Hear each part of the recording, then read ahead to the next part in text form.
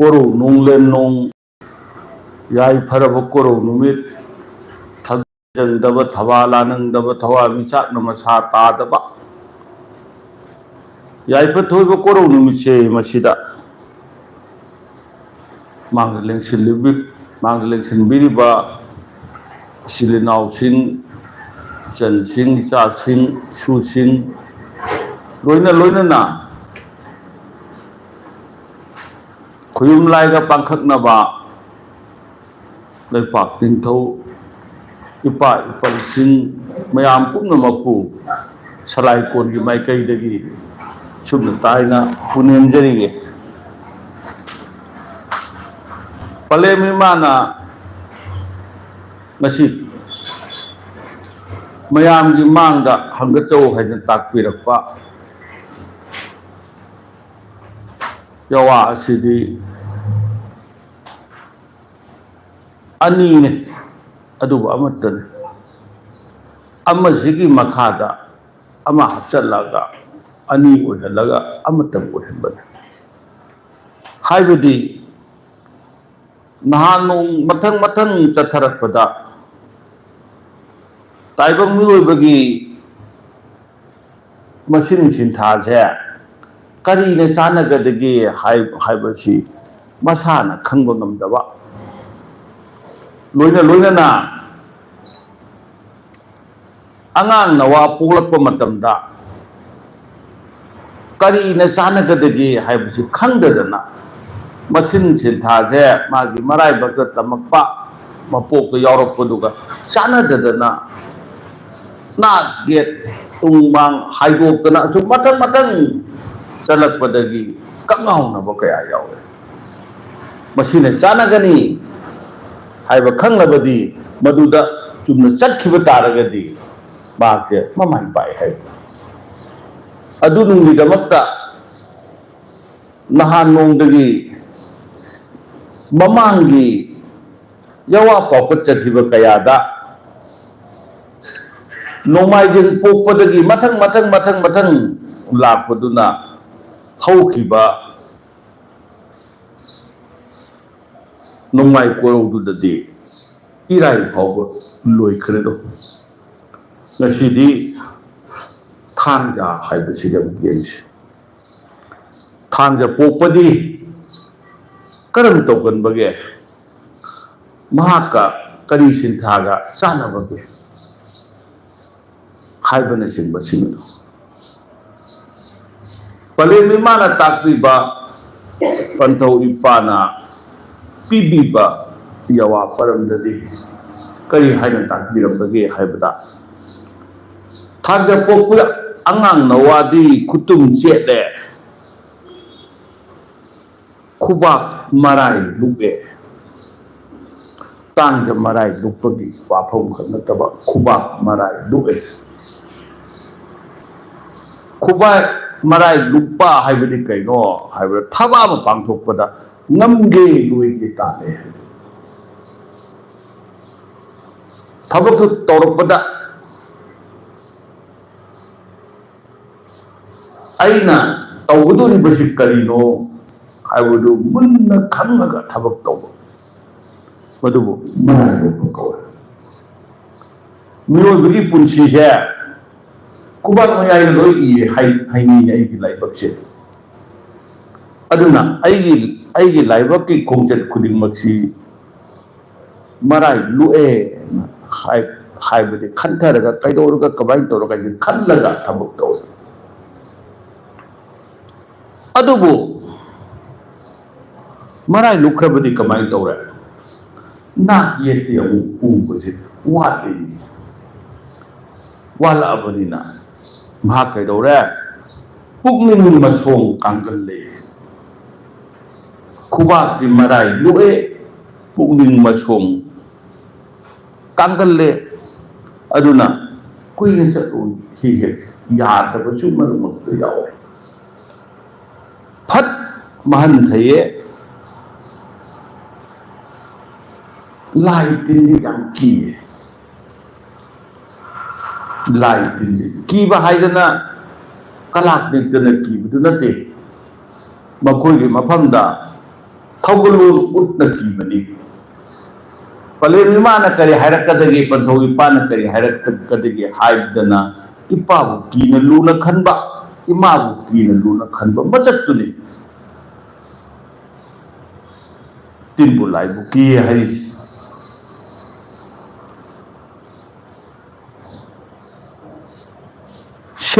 सेम्बीबा मपुबु खुतुम जेना थमोइनुदा थाकोले खुद की हुमांग मलना तारा चिंदम्बदा चिंचोले मादी सूर नोमगा मथंदा सूर नोमगा सागदबा मीने नाक येत मांग तुंग उगंदे मुझे मराई लुक लेखरना खोंफम खुदिंगी खोंदा फंदे हाने यंगले ऐसु मीनी मी मकोइतना मी नते ऐगी सु खुतुम लैना हाइदना खनगले नी नेते हिजनबा यारोइना ऐदी कैदोबगी अदुक नोनथनादि लैरुगदगे ऐसु ऐनीना मोइदना मी नतेना हाइबगी मसाना मसाबु इकाई खुमनजबा नापल नतेको नापल हाइबसिगा मसाना मसाबु इकाई खुमनजबा हाइबदुगा खिने मरमदी ऐदी इपादुगी मचाने इमादुगी मचाने सागै सलाइदुगी मचाने ऐना ऐदी मदुदा पोकपनी हाइना खल्लगा मखोइगी मिचत मयेंग तागनी ऐदी सुगुमा थबकसे तौरोये हाइदना मागी पुंदा लेपजबदो अदुगी मपा मपुदुगी इनी हाइदना मसाना मसाबु चाउथोकजबा अमा पोकपु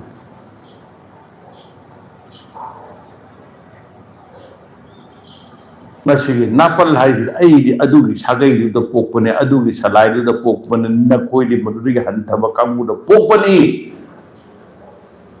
नखोइदगी ऐने थाक वांगी हाइना खनबा तारगनि नापलने नापल काखरबा मीदि कैदोंगैदा वांगरोये बलेन ताकपि करिगी मनादा पल्लबनि मनादा पल्लेरु वांखतपा याररोयेबा अदुम पल्ले लेने अदुना नापन काहाइदिये नसाना नसाबुरी काई खुमना जाओ ऐदी मितैने मितै ओइना पोकपा इने इपा इपु लायोइबने लायोइबा इपा इपु दुगी मचाने हाइदना नसाना नसाबु चाउथोक जवो मितै ओइना पोक्सलुदनाबा चिंगलोन मापन मनुंगसिदा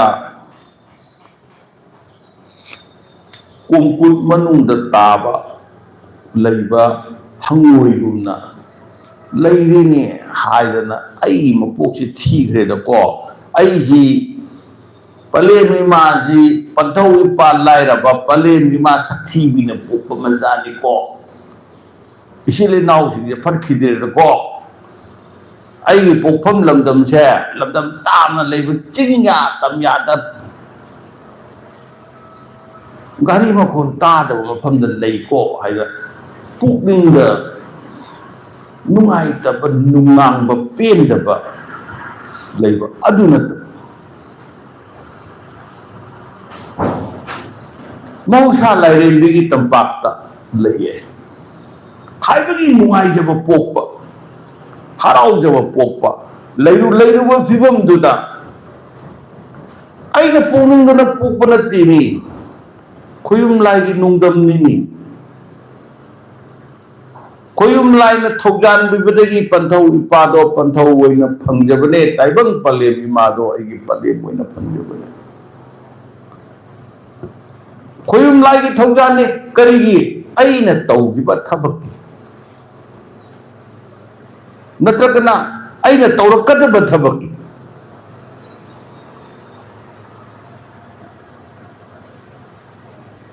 मपोक अहुम मसक खंगमो पंथौ इपान ताकपीबनी पलेम इमाना तंबीबनी ममांग मपोक्ता तौखिबा थबक्तुगी महिदो हदक मपोक्ता फंगे हदक मपोक्की महिदो मथंग मपोक्ता फंगे ममांग मपोक हाइबदी कनानो आइबु पोइबा पंथौ इपाने पंथौ इपादना चटकिबा लिचतुगी मतुंगिना आई मचा ओइबा आइगी फिबम से ओइ इपादिना वांगली मयु थक्तना खारी मयु थक्तना गावदना कोतना लेदना मचा अमा लेरि माइ नुपी ले इमुंग ले खंदना गाव लेगी तादे आइजे कमाय तौदना महै मसिंग हैबा मसिन हैबा मी करम होगरकने अदुना इपाना तौगिबा मदुगी महैदो आइनु फंग मसिबु इपादी ममांग मपोकने ममांग मपोकी महैदो हौजित अदु फंगबा अइना तौबा थबकी महिदो मथंग मपोक्र फंगनी हाइबदी अइना चलिबा लिचत अइना खल्लिबदो अइ इसादा मदुगी ममी तादने अदुना मपोक अहुम मसक खंगु हाइदना पंथौ इपाना ताकपा पलेम इमाना ताकपा मयाम लई लमन मसक खंगु हाइबा मयाम लई को अदु मथंग मथंग सुम लाक्सी अइखोई हाइनिंगबा तमनिंगबदी यामखरे अदु थैदोखिगनी अदुना थांजा पोकपा मीदी मादी खुदकी हुमांग मलना तरा चिंदंबदा चिंचोले नाक येत मांग तुंग उगंदे खोंफम खुदिंगी खोंदा फमदी हाना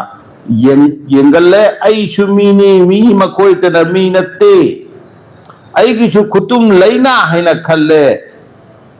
मपारी ममोम सकल्ले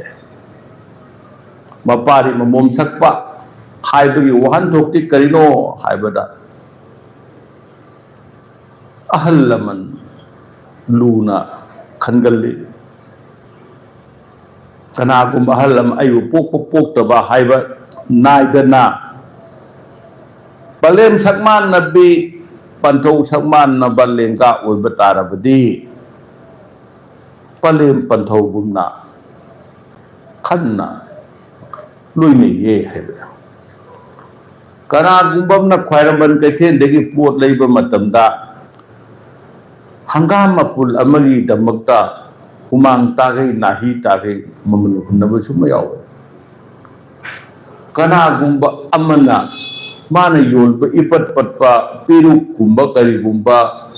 खरा लेरंबदो इपत पलदो कनासु लैबिदरबा मसिनदुदा अदुम फमदन लैबा हनुबीदुगी योलबे पोतो येंगा नुंसिमंग इमानंगि पुन्ना कयानोने हाइबा मतमदा लुपा तरा का पिरो कुन का खाइरो पुन्ना दुम पुबिरगे मासे हाइरा पैसादो पुन्ना पोरे सागदब नते पैसादो पिरम लेमने पिरमगे लौहो यारोय हाइदना लैरागा खरा लाकाना मी लेतब मफमदा चाबा यारोयदब पोट ओइबनिना खोंबाना लुलांदा नाकंदा लंथोगा थगा महाकी पुगनिंगदे पलेम इमादुदा महाकनसु मपोट योनगी सिटखि हाइबगी नुवाइजबा अदुगा मंगोंदसु मतें पांगमगनिको हाइना खनबा असिगुंबा मी मखलसु लैयबा अदु करिनो मपारी ममो मदु मसु सकपगी नतो अदुगी निसत्तो थांजा पोकबसिंदा ओइबा यावे लोइनमक ओइगनी हाइबा नचते मरक्तुदगी ओइबा यावे चेंगलौ सकपान थोंदी मीना नुंसिबा सकता तागल्ले हाइना चटपा ngambadagi marundum lepchage haina khangalde imagi mapal tangoi ipagi mapan tangoi ngamdaba haibaduna tungan bani ko adubu aina lepchaba ngamba tadi aina mahi masin tamduna khangjaba ngamba taragadi karigidamakta panthau ipagi mateng asum laudana mapan tangdana adum karigi leifam thokpage हाइदना खनबा ताइबंगसिदा ngasi ताइबंगसिदा कैदौगे हाइबा मी अमा खतना तोलोब फंगबनी तोलोब चाबना इमुंग मनुंग मसिद मनाव कुबना चाबनी तोलोब फंगबगा तोलोब चाबगसि खिनई अइगी इपादी officer ओइरी अचौबो ओइरी हाइदना मचादुना मपादुगी ममिंगदुदा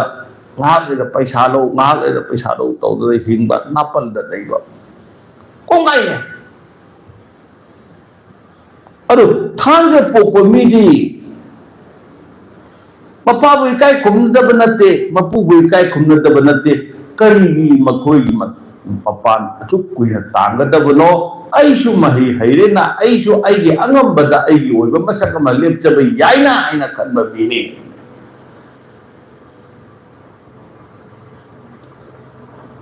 अदुना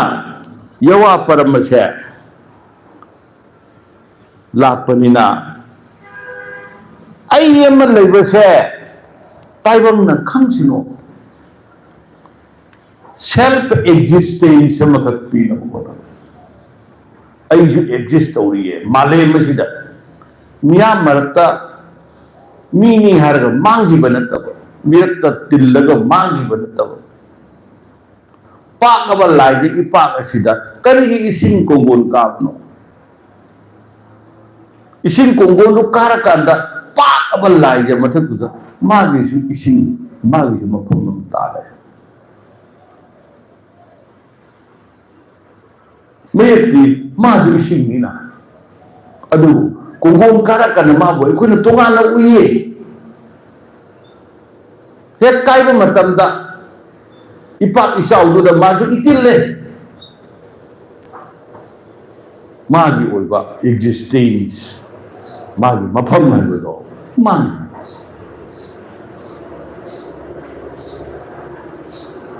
अदुना नंबो नंग अइबु अइ माबु मा करिगी उंबनो इसिंग द ताउबा कोंगोल गुंबने खोइस इसिंग द ताउबा कोंगोल सिना हेक काइबा मतमदने कोंगोल दुगी मनुंग द याउरिबा इसिंग दो मदुना मपांदा लैबा इसिंग नुसितुगा अदुगी तिन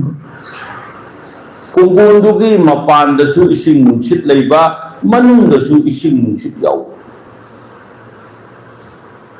कायरबा मतमदा अनिदुना अमत्त ओइने इतिनखिबा कायदिरिबा मखैदि कोंगोलना कारिबा मखैदि माखि तोंगाना इसिंग इपाकुदुगी तोंगाना मागी मफम कल्लले मसिबु कई कौई मयेक कौए मपु माना येकबले ताइबंग हक्चांग सिंसे ताइबंग मियोबु सिंसे मयेक कौ मयेकबु इयेक कौए ताइबंग मियोबुसि चयोन तरेत पोपु ngaतनि चयोन लमगि मनुंगदा लेबा कोरो सिंबु तरेत सिदा पोपु ngaतनि कोंगो कोरो सिंबु तरेत पोपा ताइबंग मियोबु ये तरेत मये कौबो ये थोंगनबा हाइबदुगी न तोंगानो वहान थोंगनिको सलाई तरेत कि न तोंगानो वहान थोंगनिको मपू माने ये मये कौए है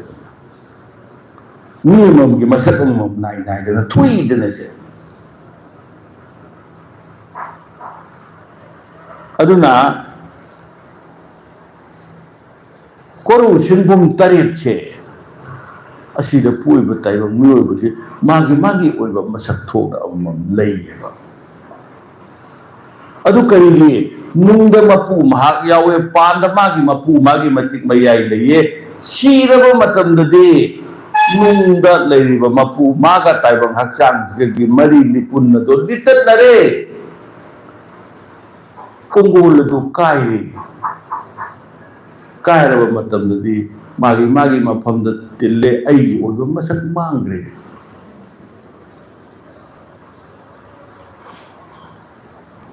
अदुना ताइबंग पुंसीदी इरिक कोंगोलगुंबनी हाइदना पलेमी माना तापीबने परमसी लैबना कोरो थांज निमित्त पोप मिदी मसागी ओइबा फिरेप ऐसु ऐनिना हाइबगी मसक अमा तानबो बोनबा मियोइबा कांगुत चनगले हाइबनी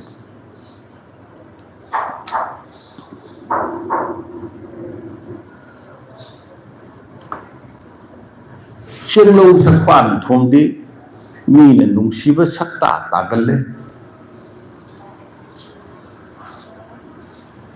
हाइना चटपा ngambadagi maromdom lepchagi khangale ai ma leibase taibang na khangchanu ningna sintha pangamme ai amasu mane ma amasu ai ne ai koi pullaga sintha pangba yaina makhalle kanglu phurup ki machin chatpa oigalli hanna yengbada magi kana lairaktarapa phauda unbi pugindi hanganda biyoy William Kanba ai tungda kana lakrabasu ai nak yeta kana lairaktrabasu ai musawgat pinaba kana tholaktrabasu ai di chatlage haina leptan pura palema bu mangda tham pantau ipagi phiji phina paina haina kudung inna samu khongsa laglabane ai di halaroye haidana lepa phire adugi phire tu lepkan ba yaugan ba midi than ko poe masi ju than ko popa loina ma achuna tawgani haibadi natte ko makoi ma yaugal karigno loina oidrisha थांजनी द पोरे थांजनी the पोपुनी चमाना हम थोइना करी ओइनबनो हायदी कोरो नुमित अमगी वांगलेन पुंफम खेनबगी मतुंग इना महाकी मपोक मइदो अमुक खेली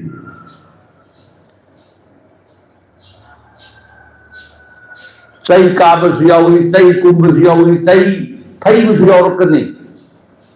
अदुगी मथत्ता नोमगी नुमित्तुदा पुंफम खेनबगी मथक्ता पुंजा खेनरक्पा मचेत खेनरक्पा अयुक येना अंगनबा कोरो हनबा इपाना खिंगारक्पा मतमदा पोप नवा अंगांग कोरोगी मैसाना समक्चांदा पावरबा मतमदा पोपा नवा अंगांग कोरोगी मैसाना लुतोंदा येयदना कन्ना येयबा मतमदा पोप नवा अंगांग लैथरक्तना कोरोगी मैसाना मंगाल सामा मतमदा पोप नवा अंगांग अमम मंगाल सिनरक्पा मतमदा अममबसु खरा यावबा अंगानबसु खरा यावबा ताइना लिरमसिदा पोप नवा अंगांग अदुदगी नुमित की मंगाल पुंगमांग मांगरबा अमम मंगाता ओइरपदुदगिना पुंग मापन मुक्तारक स्वाइसे कोई कमेली पाती को मदुदगी मथंग लाकांदा नोगलंदाई पुंग ओहुम स्वाइ फाउबदा पोपन नवांगा पुंग ओहुम दगी अमुक लागा नुमित की मंगाल थोरक्तिबा नोंदी गाना कदोरबा करी हाइने अदुगी मतमदो मिलोंदा हायरगदी ब्रह्म मुहूर्त को परि चंग मतम लाइनिंग बसिंगना परि चंग लाइनिंग परम दा हायरगना थबी चेंगल दबा थबा लान दबा वांगले कुंपा अदुगी मतम दा पोपा नोमदे अमखतलिको अजे लोइना मदुगी अमखतंग दुगी मतमदा पोपा मीसिंजे लोइना खिने अदुना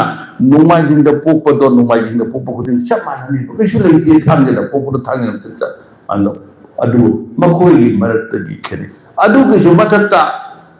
pale mama oiba pandau mapa oiba ngakwi senbiba makhoi singi chawlo nawlo wangang sangang imung manung gi matungin na makhoi gi wakal amu na pokpa na teba leibham chabham imung manung imung adugi matungin na su angang du fonge khudam di urumda hoba hangam ga maru chap mana su nungsa da hoba hangam ga mahau kene adugu mari umurokta phani mapanda thaba nga yokpadi mapanda thaba umurokta icham chamba chingda kai hoba umurokta chaba khene umurokti umurok chap mani khene adugu madana magi pungpam duda puiba singdugi manung duda amuksu magi hopam satham du makha pona amuksu khenare adudagi mathakta sina ikoina masi bauba saurak par masidagi amuk kupsalla dia minute lomda pungja mikup lomda holaga amuk yenga kadoi thawal chaki khongchat madugi matamda thawal chak tu kadai de lei aina kadai de lei dumina kadai lei thana kadai de lei yenga kadoi ni masidi thawal chak khenchang lo wane akhangba ahiba madugi lamda khangaba hairaba mayam lei kangai lei ba sida makoi yoshi moina hairo koina adum illaga loya ai ngasi mayamda khandat jari bisidi ichan jabba mina khamba yaba wakal da pungin da leitana chaning tana khadauragadi ai koina thudukna atei yengudrabaju masigi angang sidi masigi sumaina tawba mahaki masajat oibanina mapungin wakal oibanina masin sintha masiga mana basasi asi leiba mayam sidi ama tawba yaina haibadu pale mama oibising pantau mappa oibising maka sabuna dana leiba mayam ahal laman sing khalbi batara dili angang do na phecha loi haibadu tienaba punsi sida punsi gi saru ayambadi lamhana dana kak ngau dana mang khargadi tawbudaba thabakudi amartu su tabukti sayo sakpada sayo iwe adugi damantani pale biman nasin tha khango napok masak khango nang na pulai bise maram loina leini as malayapam parcha kunsin asukta asuk thabanda wanglen pungpham aduda koro rumida nang na pui bise aina pui bise khuyum maram nida na pui chekta pula de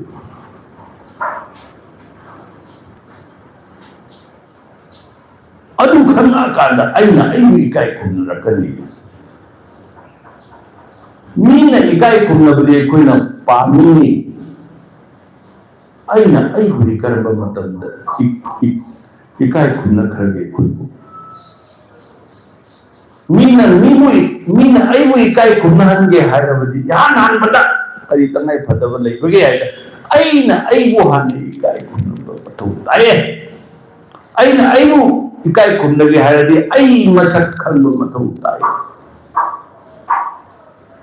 ai ji kari gi wangel bubam da polo koro rumit da kari gi polo sagai sanaya sida kari polo pale ni ma pandau iba khanna makoi gi sabuak chang da liglu liglang ai wina ai na kari gi lakpono khambada matam da ai bo ai ne nusia kari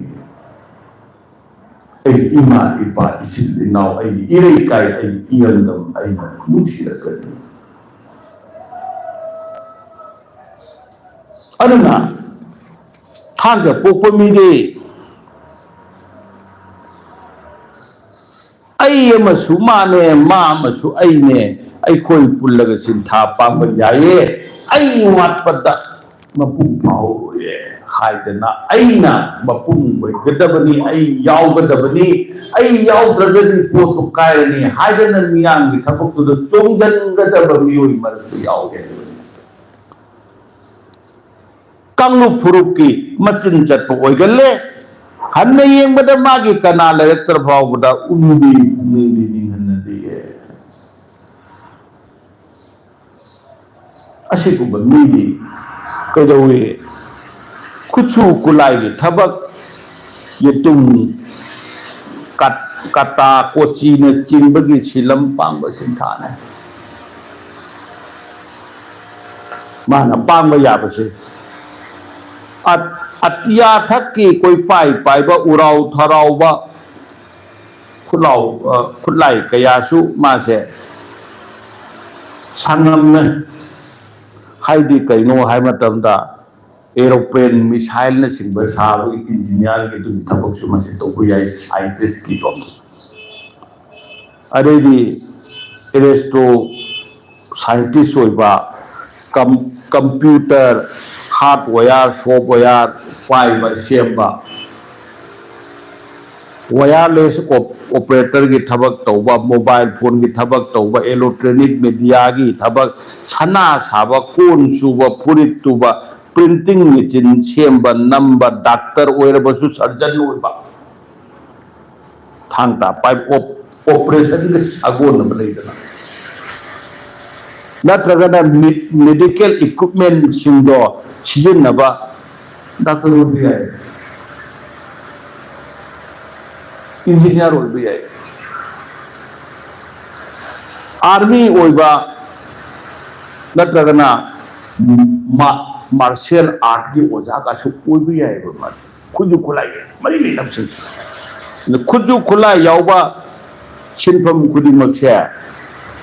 मादी पाइबे याय अदुना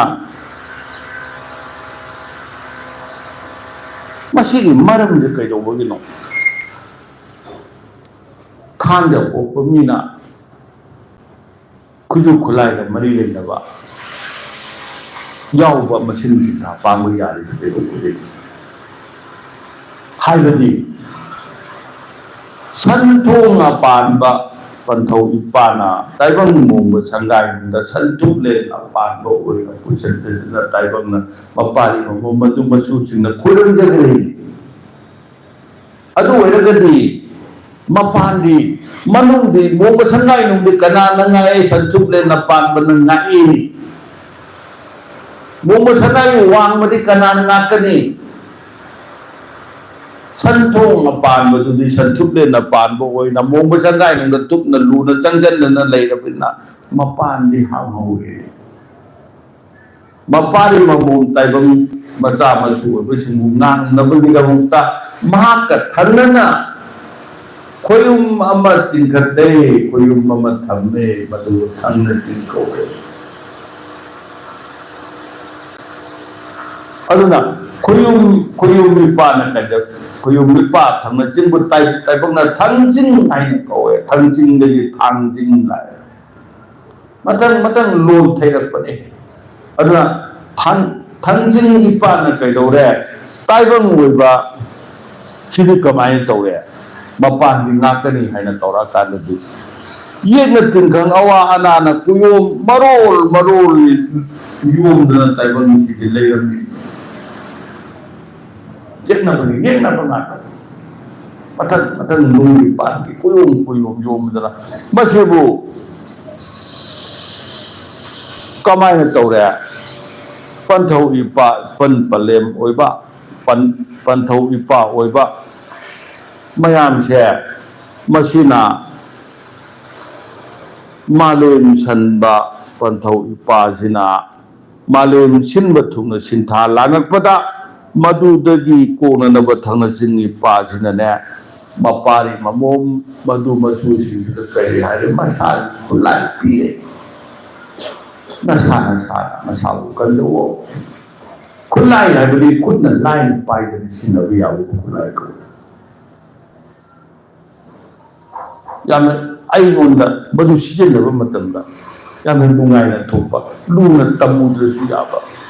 adugumba kulai do kanana yenbi bage panthau ipa thangjing ipa yenbi ye aduna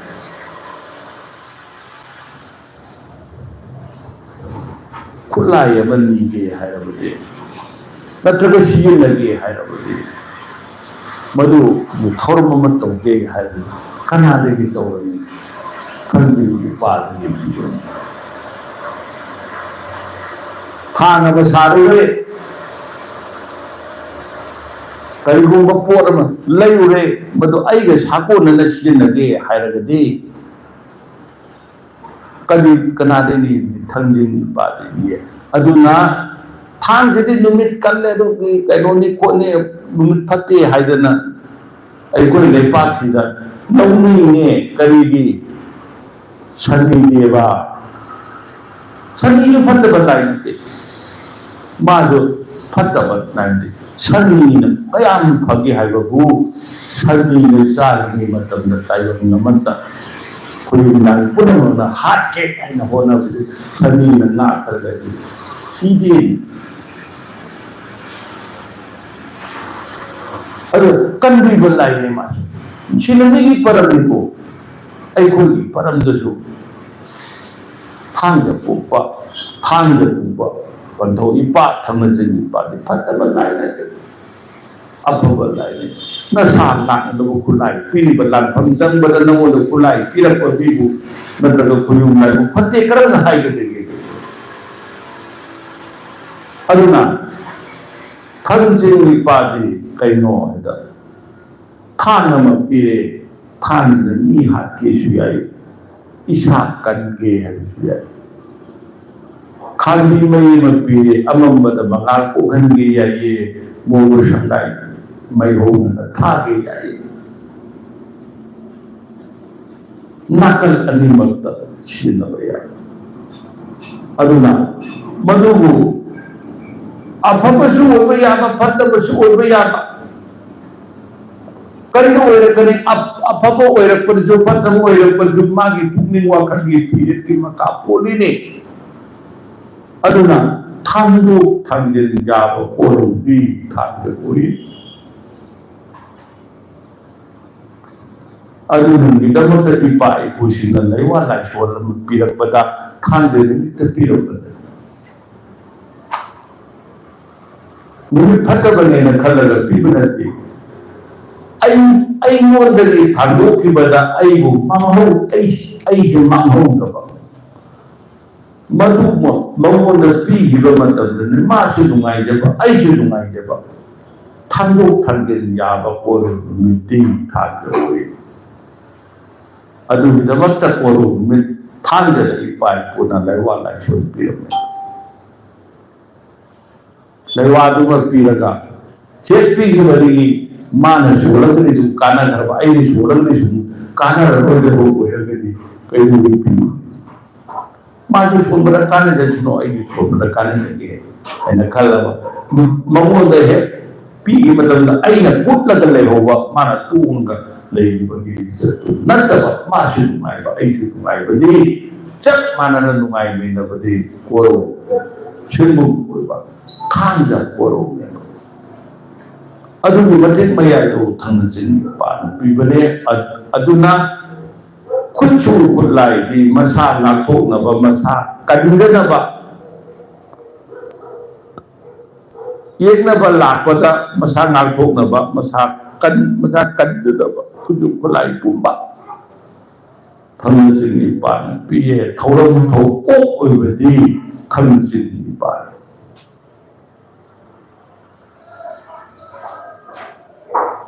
aduna thangjin ko ya de thangjin ni pa di kanano santuple ni pan ipanya thangjin ni pa di kanano khana chawri pa ki sayon थंजिंगी पाले कनानो लोक्सी लो या लापने संथोंगी खागी संथों नुचुप संथों अनि नाए करीगी याबनो खागी संथों जुमाने नुचुप संथों जुमाने ताइबंग में हिंगरी खादे हिंगरी ने थक्का कोरु इपाले खादे माले इमाले खादे हिंब ताइबंग में नोंचुप हिंब पुंसी ने 치분하여 अदुना छनथोंग पानबने कोइबु पुरिबा छनथोंलेन पानबने कोइबु पुरिबा थांजिंबु वांगबरसु कोरे लाई चाउबरसु कोरे लाई सांबरसु कोरे लाई कोरे अहुन लैमाबा हे कोयुम लाई बनबंधो हाइना कोरंबदी परमजिंगिनेबा अदुना पंथोगी पासे खंजिंगी पासे मसी कोइना मसक खंबा थांजी नुमिता थांजी पंथोगी पाना पुबो कोरो नुमित ओइबनिना मसीगी अमा खंग मथौ ताय अदुगा अइना ngasai ningsingjaba कोरो अमगी मनुंदा वांगलेन पुंजा खेनबदा नवा अंगांग अमगी मपोक मेइदी चई काबसु यावे चई थैबसु यावे चैलम लिटबसु यावे हाइबदुगी मतुंगना कोरो अमदा अयु यंदा अंगनबदा पोगना कमाइन तो हाइबगी मथंग मथंग जे मसिना अमु मथंग तौबना सुमद्रा मसि लौथरगदी अमुक सांमनगरा हाइना खल्ले अदुना नुंगाइदी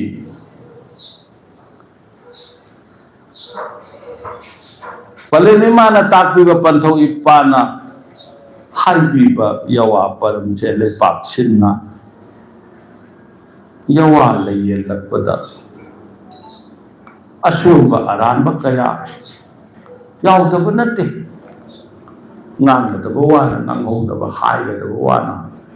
haihhodaba soikilankiba kongaini adubu khoyumgi masak oiba leipak miyamna tabiriba mayamne nakpiye ihe mahati adu haigada adu haidena haidena leipak miyamna nakpirakpagi matungina hai ipagi koloi minglenbu haya imagi koloi minglenbu leikut leirang salan bagumna mipung kudingmakta leinam sara san yen thokpa namjaba madugi leinam nungsibase taibang kanana khomjin lokchendana pulap loinamak ningsingbadi kana sungamoi ai sungamoi ma sungamoi mi sungamoi khuyum lai oibadana ngamni adubu losan gadaba mafamdudi salai kongi maikai digi YouTube channel lai basida thagat kragadi mango haina khanbadagi asida thagat pan nantradadi ngarang kari chinjang sabagi kaupa taibamina loina kaupa param masi khanbiraga masigidi wangle khungpham su oire loisan bagi maram aduna leipak miyamna salai ponbu nungsibiu salai pongi channel se yengbiraga tabiraga asoi angam aran awi mayam हाइबीरो मसी चुंथोबी फजनी मधु तोरी फजनी suggestion कया कोई तराम उक्चै लमदम से मपी मपा लैत्रबा लमजा सरागे लमदम होइना लेन से उनमले खरदन थिमिन से आइना हाइबन मचुमे हाइदना फुंगोक चपनते mayamna wakal lawsin leiraba leipak miyamna khanthabada ai